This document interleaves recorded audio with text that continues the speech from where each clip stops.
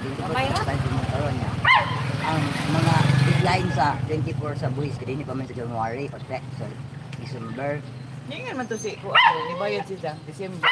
So 25 na ko na to. Itong anak ni Pio ba niya man? To 24 pa up to 24. Black ka buok yung ibayran. Katong isa nga yan na sa intatay kag sa kahit nabiglag ng amo.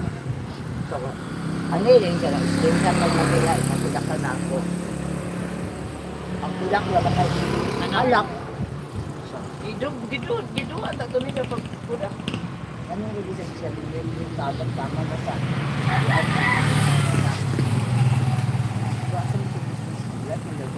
ang lot number na binatag ni sa assessor kahit yung mag-posir marami yung lot number yung istorya diba kanyang basi din imahin mo pag-ubot niya sa inyo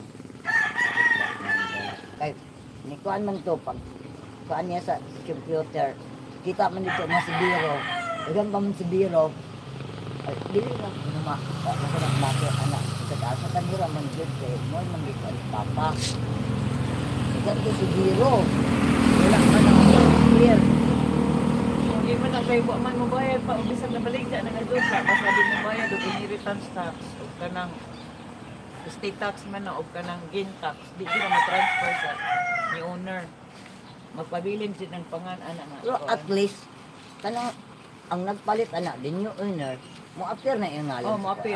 Mo appear. Kaya mo na may tigbayad, buhis. Yes na.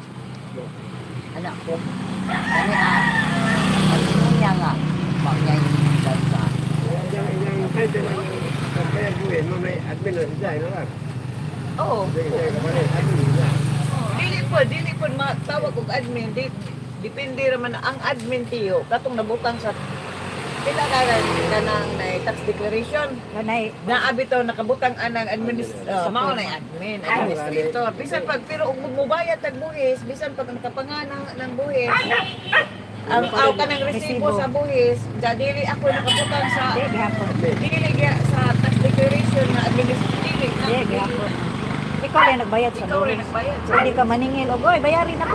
Pero ang record, record yan. Kasi computer naman ron. Kaya ang basihan na nila kay ang na mag-tax declaration number. Wala yata. Pagkakuan sa ito. Wala ipapagkakuan. Tato ba itong missing ka mo to siya? Galing nyo. Nganong. Wag man. Nganong missing ka sila. Pag-iina ko.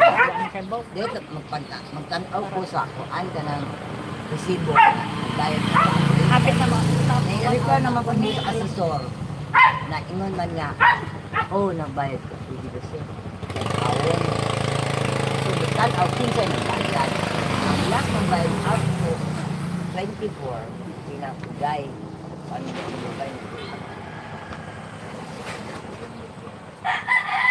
na-refer ko kung coincidence ka dito istorya niya ito niya duha man lagi. Buhay pa niya sa asawa? Awa. Ang po nga. Anak na lagi na ng video. Ang po nga. Kaning kuan, kaning isa, inyo naman kami, pagsinsin ka pa.